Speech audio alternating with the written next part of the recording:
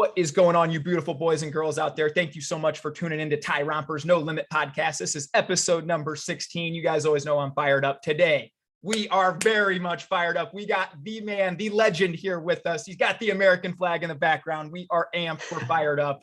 This is a man right here that was told by his college professor, hey, I'm sorry, you're brown and oppressed.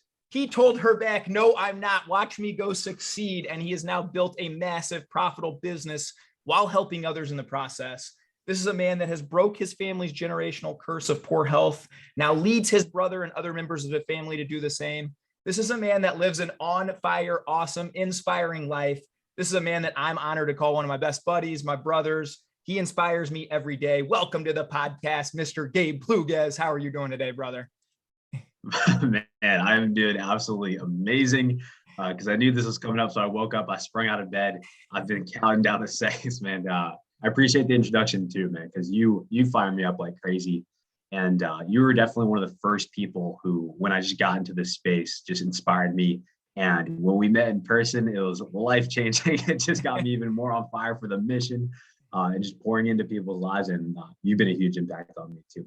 I appreciate that so much, brother. And you know, how I feel about you, man. I love seeing the young guns, man, that are just coming up, and like you're going to be changing lives for this next generation. I love to see it, man. And thanks for coming on, man. For anybody who might not know you, if people follow me, I assume they probably follow you too, because we're in constant contact. We hang out in real life and stuff too. But can you maybe just give a couple minute introduction, kind of tell people about yourself?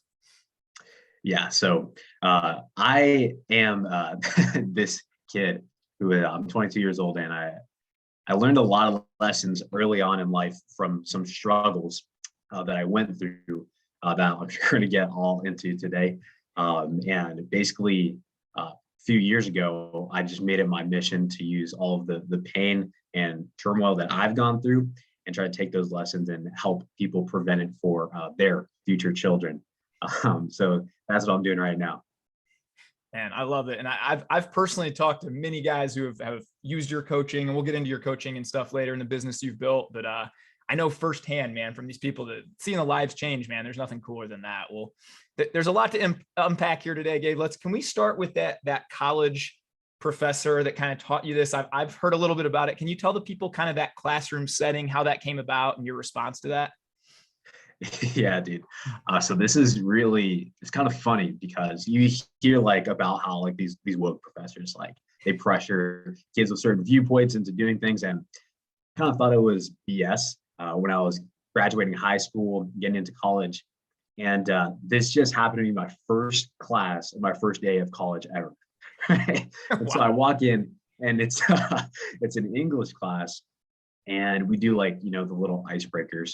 And then our first assignment is to dissect some issue on like free speech and racism. Very, very pressured, obviously, to get everybody to lean on one side. And so she literally tells the class to stand up, and she says, if you agree that this is freedom of speech, go to the right side of the room. If you think that this person should not have the right to say this, then go to the left side of the room. Right? And so we stand up. What were they? What was the talking point? What were they saying? It was something about some kid on a college campus saying something mean online or something like that. Okay. And I guess he got like expelled or something like that. And she was kind of debating on whether or not there should have been like charges, or if that should even be a right for people to say things like that. Which obviously it's not something that, I'm in support of you saying out loud in any way whatsoever, right? Sure. But either way, that wasn't the issue. And so I get up, start walking to the right side of the room, and I realized that, I turn around, there's no one following me. I'm like, oh, geez. But we're already walking, so I kind of see where this is going. And a few kids follow me, and it was funny because, she's expecting type of people to go to the right side of the room and defend this as freedom of speech, to be like, classic, like white male type dude. And it's me, Hispanic dude. And there is one white guy from Alabama. And then we have another black guy and this kid who is literally second generation Venezuela. Like his parents fled communism. So I'm like, okay, feeling pretty good about this. Got a good squad. Yeah, we got a solid squad. Okay. And so she has us essentially come up with like, our arguments or whatever. And no one really like wanted to do this. She kind of forced us like, hey, you guys are going to come up with your arguments and you're going to present in front of the class. And so we're talking about it, right? And the group votes me to give the presentation. A group of kids I've never even met in my life. And so I walk up and, I give my side. And then the girl on the opposing side gives her argument. And when the opposing side is kind of giving her argument, the teacher's like all backing her up and supporting her, this professor, right? Really uplifting her, which I thought was fine, right? But when I gave my side of the argument, she would stop me and interrupt me. And she would try to rebut me, right? I didn't really realize it was a debate between like me and the professor. Right? And so we get to this point in the conversation where she's getting really escalated, really heated, and she's saying something like, your points are ridiculous, and any like person who is brown, right, would obviously be offended by language like that, right? Like, that's a no-brainer. And she turns around to the class and she's like, everyone in here who is like Black or self-identifies as Black. I didn't understand what that meant at the time. But wouldn't you be offended if somebody said something? So of course, most of them nod, right? And so I'm standing there watching the entire class. This is day one.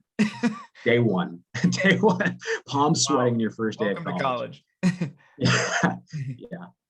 And they all kind of take her side, and she tries to use that to prove a point. So, like, talking about how people who are brown are obviously disadvantaged and oppressed. And I obviously just went completely against that. I was like, well, I am brown and I don't see myself as disadvantaged compared to anybody in this room, right? And then she kind of goes back and forth, and the class ends in the middle of us having our heated discussion. And so I just walk out. Yeah, that was my day one of college. And man, I was asking myself walking out of that classroom, like, how is this my first experience? Like, did I do something to put myself in this position? Because this is definitely not normal. That's wild. I don't know, man. Yeah. So then as the class continued and as you kind of stayed in that university, was that kind of a theme, or did you kind of speak up? Because I know at one point, didn't you kind of mention to her, like, watch me go build a business? Like, I'm going to go, now you've got this like, multi 6-figure business that you've built from nothing. And like, and I think that kind of shows, maybe some people don't start at the same spot in life, right? Some people are born on third base. They have an advantage that their dad's a rich, wealthy guy, or he belongs to a country club. They have more connections, whatnot. But for people to self-identify as a victim, I think is just so wrong. And it's so clear that for somebody to tell you, hey, you can't make it because of this or that, whatever the reason is, right? I just think that's the exact opposite message we should be sending to our youth. And so kudos to you, man, for having the courage to stand up to that. Can I talk a little bit about that courage, what that took? Can you talk about your childhood a little bit and growing up, like what kind of sparked that, Yeah, 100%. So I think what sparked that was the fact that when I was a kid, when I was born, it was normal for me to visit my dad in the hospital once a year, minimum. Right? Like, it was like on clockwork where I would come home from the bus and walk into the house. My parents aren't there, but my grandmother's there. She's like, hey, your dad's in the hospital, and best we can do is pray, and let's go visit him. And so that was my childhood. I thought that was normal, and it sucked. It was scary. It was painful, right?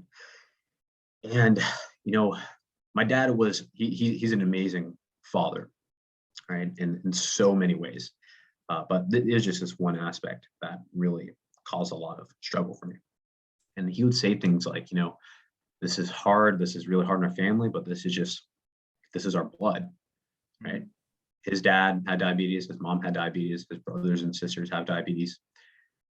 And so it started to build this thought process in my mind as a kid that this is just something that happens to us. This is a disadvantage that we have. I'm probably going to end up like that, right? And so, of course, I get into high school, and health and fitness becomes my passion. I start learning about it, And I remember this like it was yesterday. I was in one of my classes, and we were doing the lesson on type 2 diabetes, right? And so I know this is coming up. I show up to class and I'm like leaning out of my seat because I want to know everything about this disease that has plagued my family. That was apparently our curse that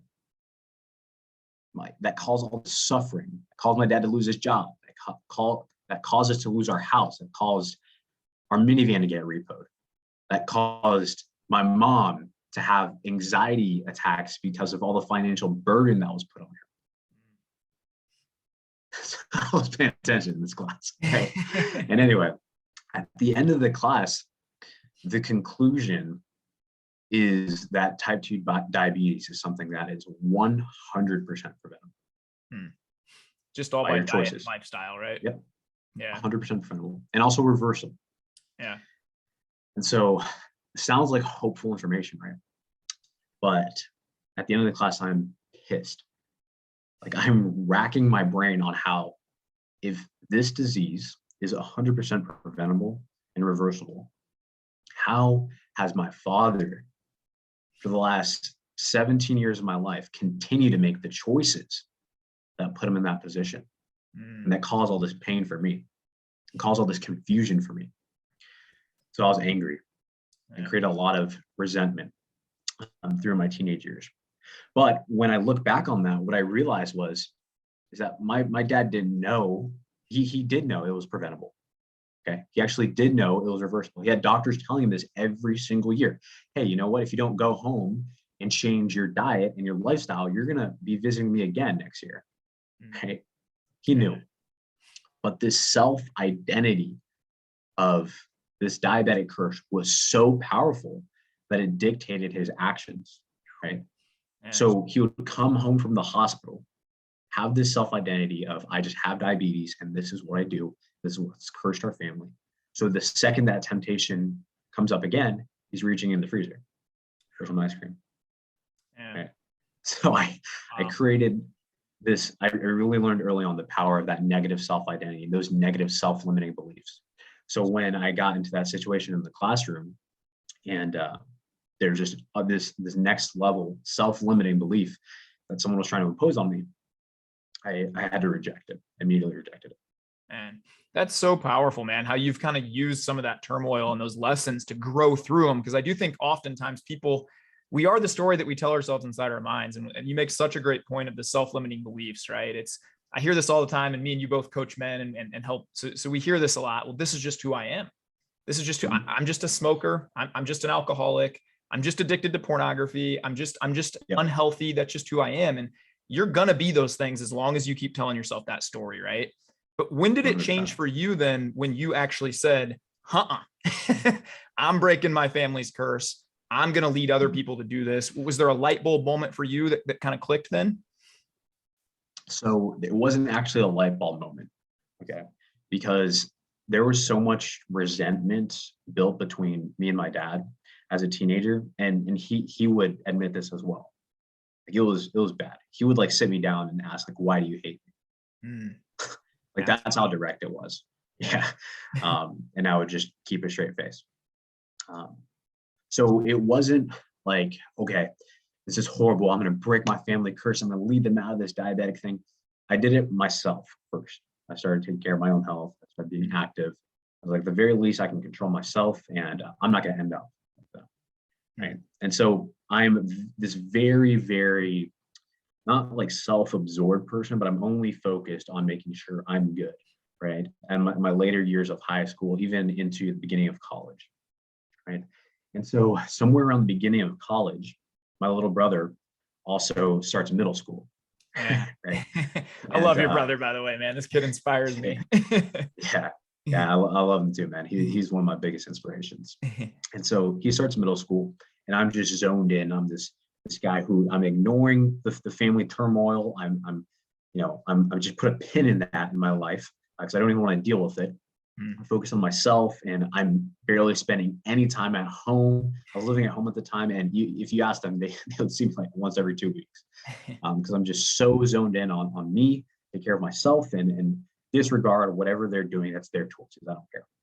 right? And so I come home one day and my little brother's there sitting on the couch and his face is busted in.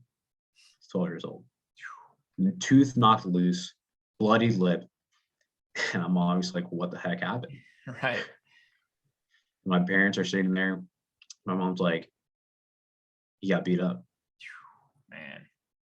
And 12. I guess 12.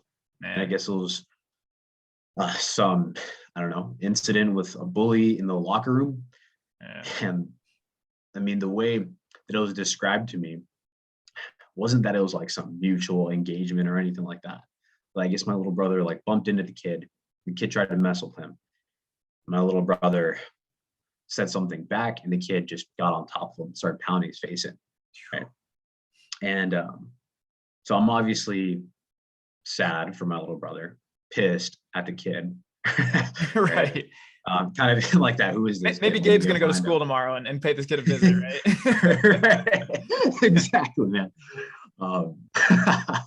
Exactly. But when I go to sleep that night, I'm like thinking about that. I'm questioning if there's anything I could have done. Maybe I could have been more present. Maybe if I wasn't so focused on myself and not being at home, I could have been there to set the example for my little brother and to lead him and to build some confidence in him. Yeah, that's powerful right there. Yeah. So that was the moment where I was like, okay, I actually need to not just take care of myself, but I have a moral obligation, a duty to lead others, right? When that happened. And so that's how, that was the start of how you know my little brother today. That's powerful, man. That I always say that, like, we're both men of faith. We talk about faith. We prayed right before the stream together and stuff. We're I feel like God uses even those really negative or challenging times in your life to grow through them. And it sounds like that, because now, can you kind of talk about your little brother today? I know, was it shortly after that then that he started going to the gym every day with you and Jack? And dude, what's he deadlift now? Like, this kid's, he's smaller than I am, man. He's a beast. I love seeing this guy, man. He's a freak, man. I can't even like whenever he does something awesome, I'm obviously there like, that's expect. But in the back of my head, I'm like, how is this humanly possible? How old is he now? Because this was what, 4 years ago? 15. So he's 3 years ago. This was, about 3 years ago, a little over 3 years ago. Okay. So did he start going to the gym then right away with you guys? And yeah, it was like right after that where he was going to middle school. So I think they start school at like 9 a.m. or something, 9:30 maybe, pretty late. And I would wake up at like 5 a.m. to go to the gym at the time. So he'd come with me. He would come with me to the gym at like 5 a.m. before middle school. He'd make it back to school. Yeah. And man, it was funny because we trained at this gym called Backbone Barbell, which is this gym in Orlando with like world record breaking powerlifters. It's owned by this guy named Ray Lynch. And just dudes that make us look like twerps, man. And this is my little brother training around these guys. Like, he can barely lift a bar. And they're there, they're supporting him, they're helping him, they're hyping him up. Yeah. It's the best environment ever. So he builds that just ridiculous confidence, right? And this inhuman strength, where now he's 15 and he weighs like 165 pounds, but he deadlifts 365 pounds. That is insane, man.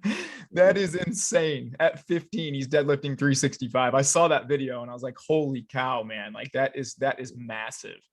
I know, man. It's crazy. And his standards are so high for everything that he does now. And it really impresses me because he has a faith that he's open about, that he's passionate about.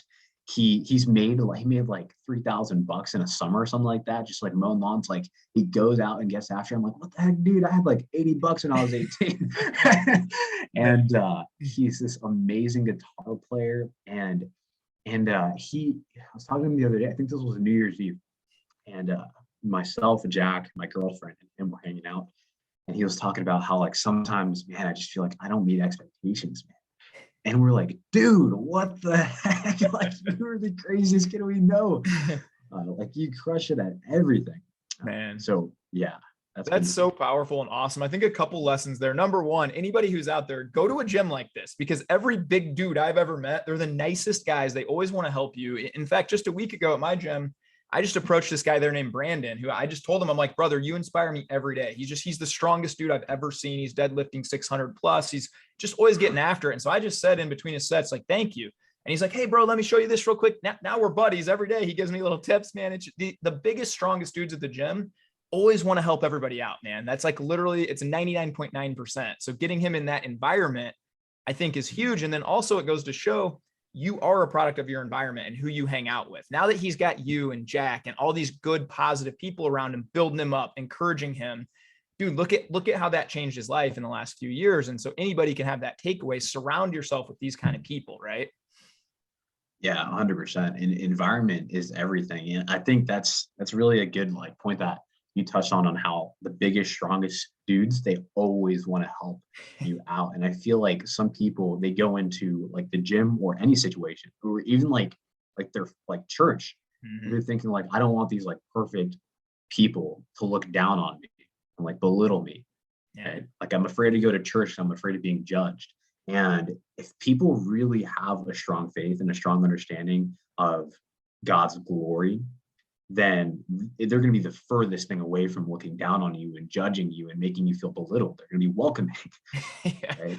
Amen, man. There's no bigger sinner in the world than me, man. Like I'll put my sins up against anybody. I'm just covered in grace, man. It's same as you, same as everybody else. So I think that's a great point, that if you're secure in who you are, whether that be faith, fitness, whatever. And this is what I love about our Twitter community.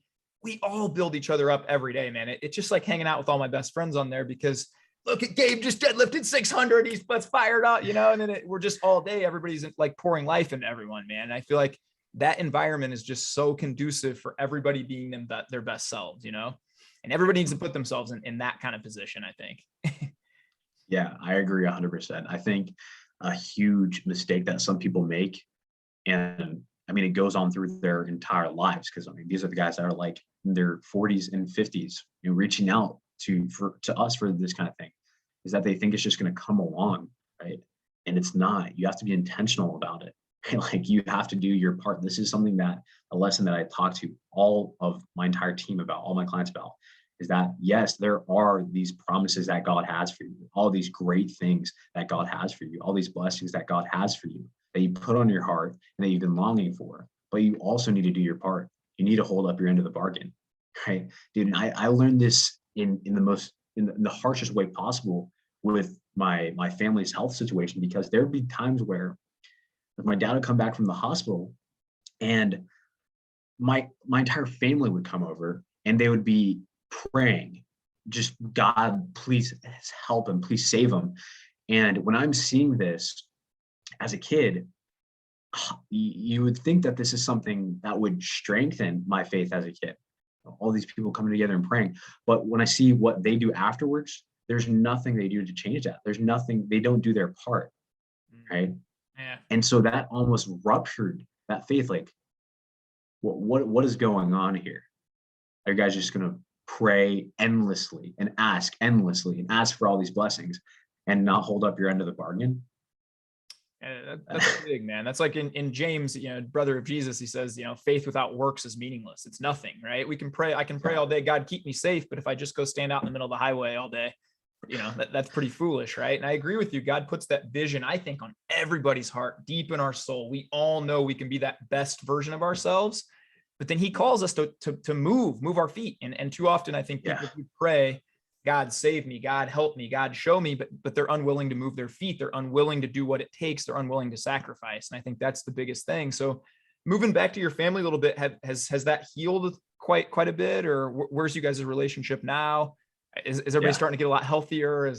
What do family gatherings look like nowadays at the Pluguez house? Man, I can't even tell you how this is so recent. Within like the last year, on how much it's turned around. And it's not because like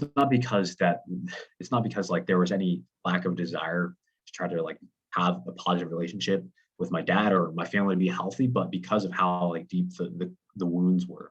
But now we're finally on the other side of that, which is amazing. Where yesterday, literally last night, I just went over because my dad was asking me for him to walk him through a workout routine with these bands he has at home. And I was like, heck yes, Dad. Like, this is what I pray for every single day. Right. And so I'm going to act on that. And so we were there. Angel was helping us out too. And my mom's showing me her salad. And I'm like, this is amazing, man. So That's yeah, amazing. we're seeing the other side of that. I love to hear that, man. That floods my soul, brother. Because it's usually, I tell my dad every time we talk, man, weekly, that I'm so grateful for him that, and my mom, that, they instilled fitness into us from a very young age, where my dad was always like, Mm-hmm. Even my dad's going to turn 65 this year. And he just sent me his log for the year where he ran 980 miles. He trained 87 sessions in the gym. He rode his bike, he has he keeps logs of it, and he's like, I'm gonna be doing this when I'm 90, Ty, and he just instilled that into us from a very young age. And I'm grateful. And I'm doing the same for my kids now. It's just very normal. Right before we got on here, thank you for being patient. I was a few minutes late because, dude, me and my family were out playing at the park, or we took a long walk. Like, this is just normal. We move every day. It's health is a big thing. Right. And it's cool that as you kind of grow, I know you're real serious with your girlfriend, and someday you'll have little Gabes marching around, man. I'm sure you'll instill that same thing. Right. Mm-hmm. Yeah, 100%, 100%. I like to tell like all of the guys who work with me, who are older, and they'll be real direct about it sometimes. They're like, you're old enough to be my son, right? Or I'm old enough to be your dad, right? And I'm like, yeah, I know. And man, they're talking to me about their whys, right? And why they're doing this and why it's so important to them. And I tell them, man, like, I want you to know I'm so personally invested in you winning, because little Annie at home, or little Johnny at home, man, I see myself in them, and I want you to do this, right? And I want to be your support system through this, because I know, the kind of the bad stuff that they can experience if we don't fix this. I know how great it can be if we do. So 100%, it's so important to instill those things in your kids at a young age. And if you've like screwed up your entire life, I just a message to any older guy out there who feels like they have lost their credibility with their kid and ruined it and been a horrible example. It is never too late. It is never too late, because regardless of what kind of rift you've created between them, it's not that they have completely cut you off, even if they don't listen to you, or they don't respect you, or whatever, or they don't look up to you. They're longing to look up to you. They want you to be that father figure. So if you make the changes in yourself, and that's going to reconnect instantly. And so that's a really hopeful thing for guys to take in. It's never too late.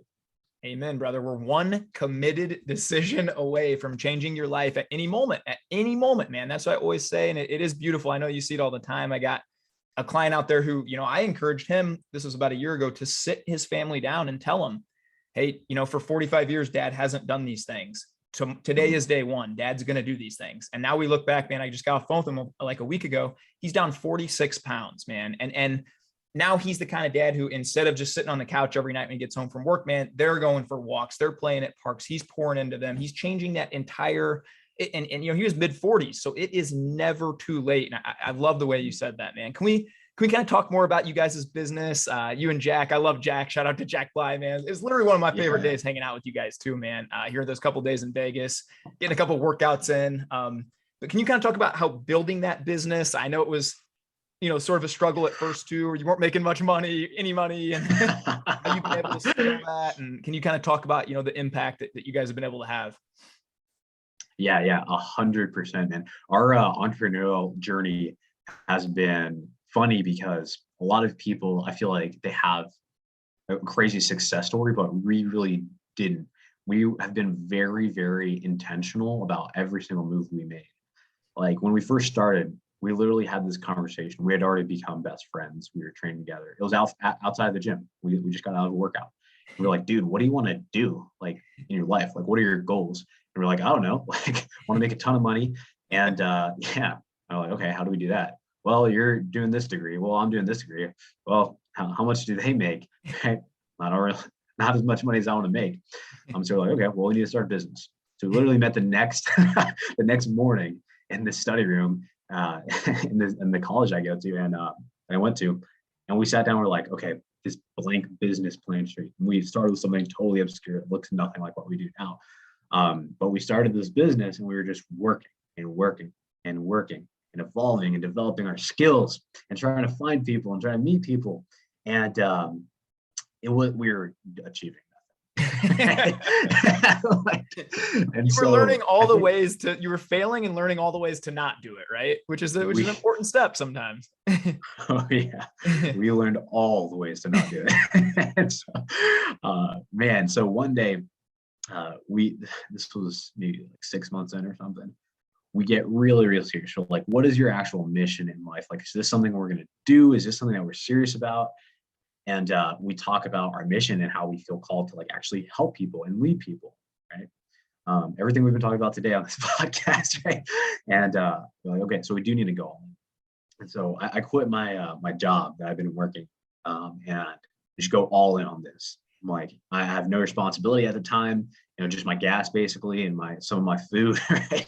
And so we're literally working like 14 hours a day on, I have no idea what we were doing, anything and everything, and making negative money per month.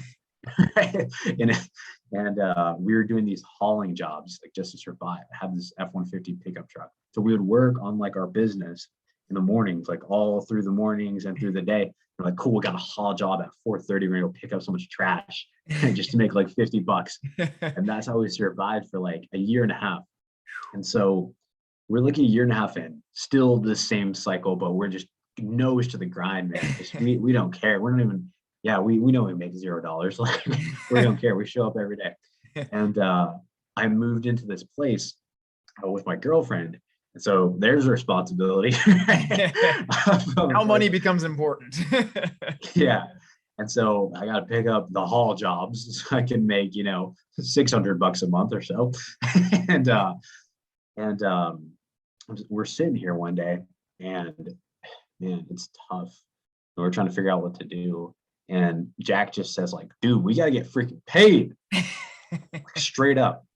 And I was like, yeah, we do. We do got to get paid.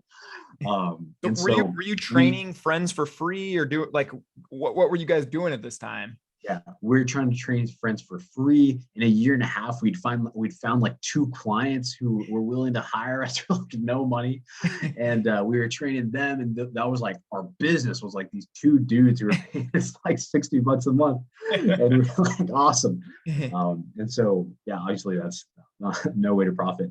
And man, I'm still connected with those guys today, so I thank them every day for sticking through with us. Anyway, we completely flip-flop what we're doing and we start finding mentors, right? Yep. And this was the big shift. Man.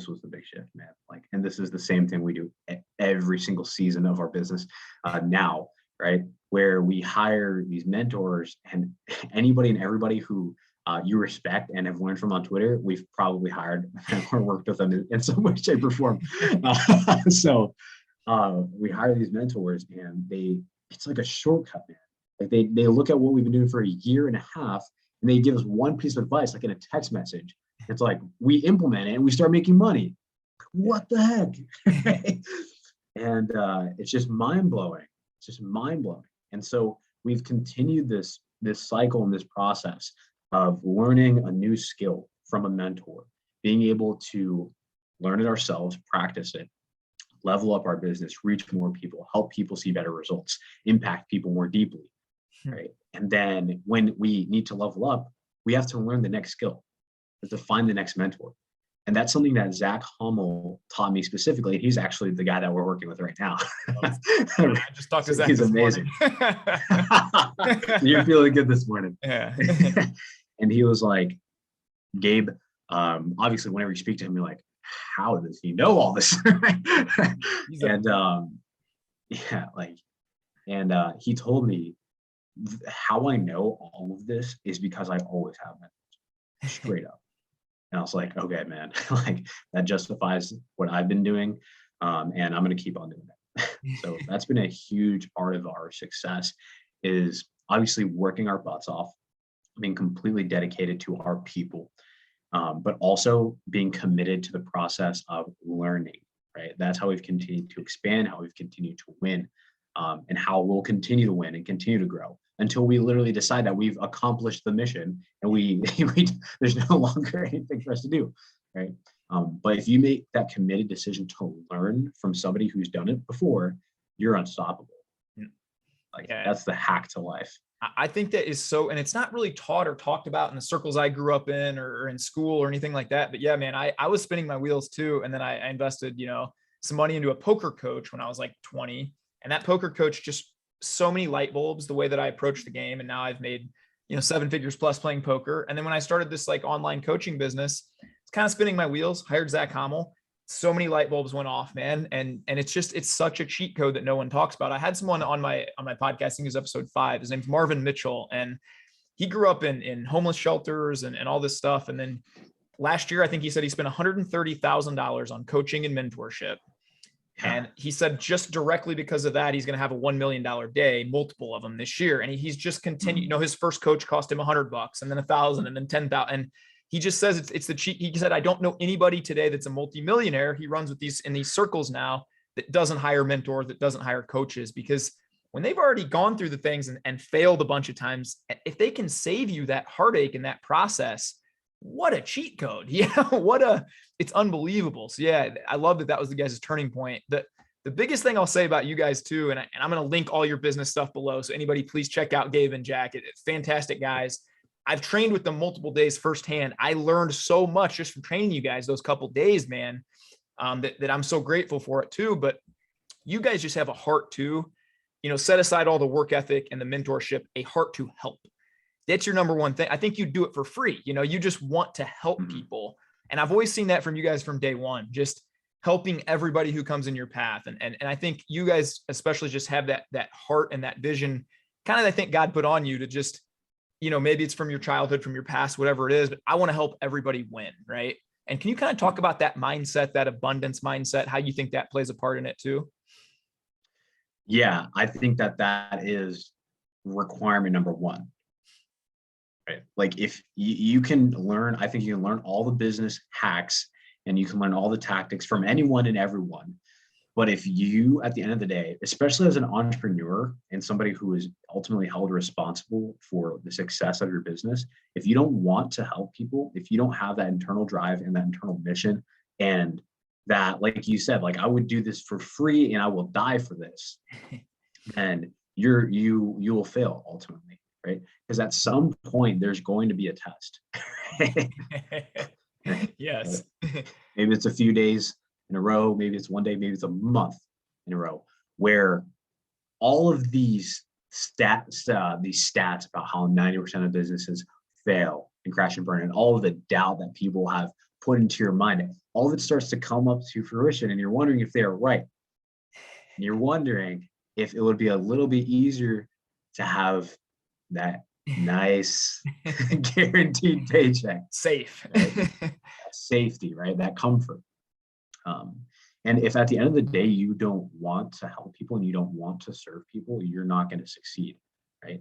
And the other part of this is from a standpoint of purely getting somebody to work with you, right? I guarantee you, if you ask all of my clients, what was the decision-making process when you decided to hire Gabe, they would all bring up something about the level of personal investment that I have in these people succeeding because of what I've been through, because they see and they feel this fire breathing off of me about how it's my personal mission, right?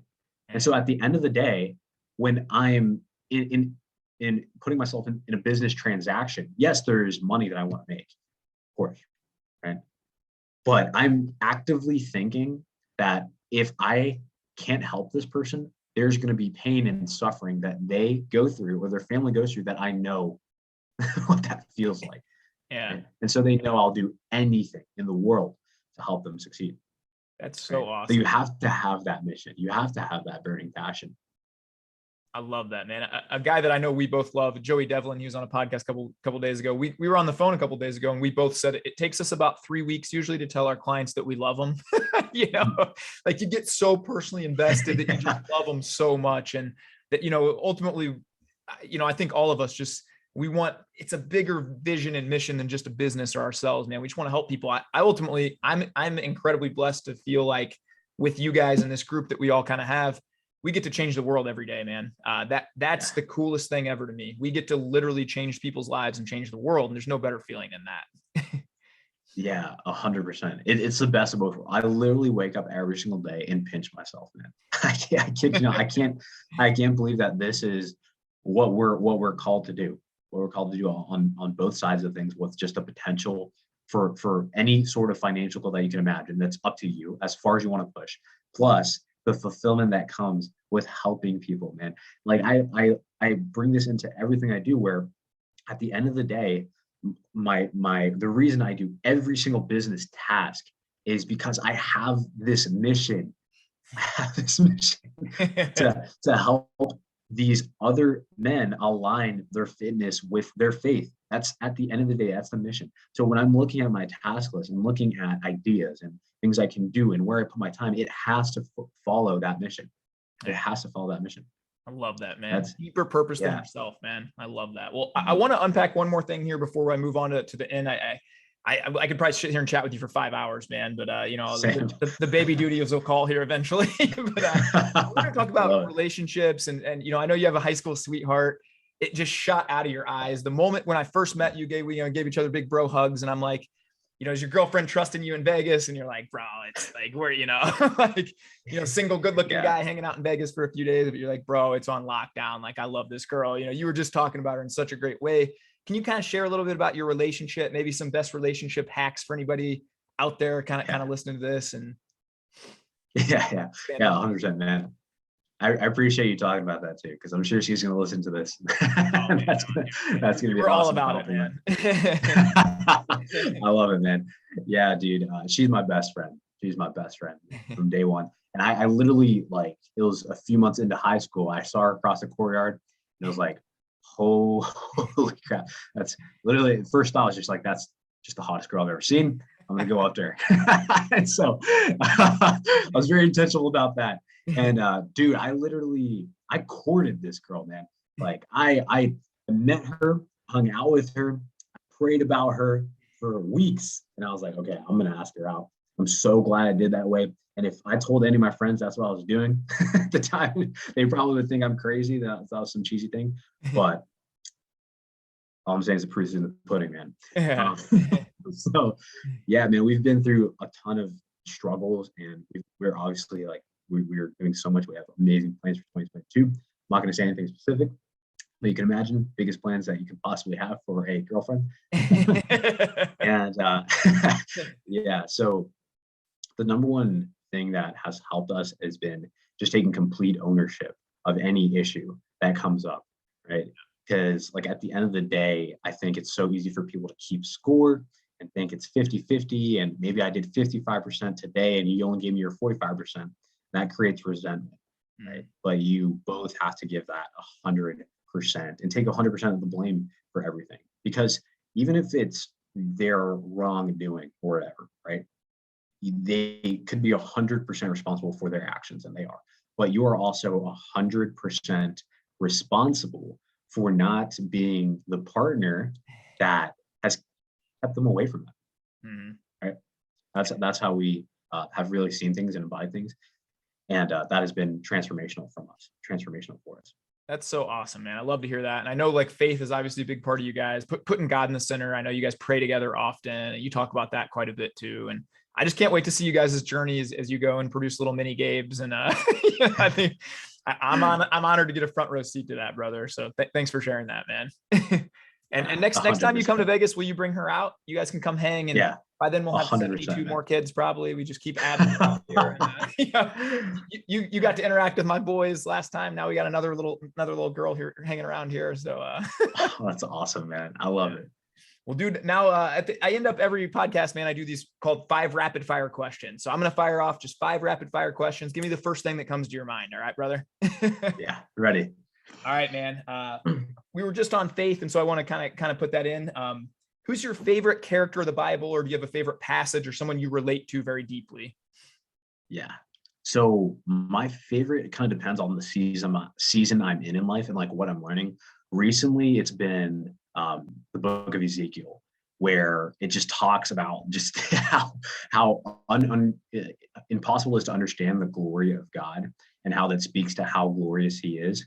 And that has been transformational in my life, where I constantly know that I will never fully understand God. And that's how big he is. Like if God can be fully understood, if God is so small that he could be fully understood, right? That he had an answer to every single one of the things that he did, then that's not a God worth worshiping. The fact that my God can't be understood, man, that just increases my love for him endlessly. And that just shows me the fact that if I continue to know him and continue to seek him first and foremost, then how well I know him, my relationship with God can conquer any struggle that I face in life. Amen. That's powerful, man. I haven't been in Ezekiel in a while, but I'll be in Ezekiel this next week, man. Thanks for that. Awesome, I appreciate it, Gabe. I love that, man. Awesome, man. What's the best book besides the Bible you've ever read, or most impactful?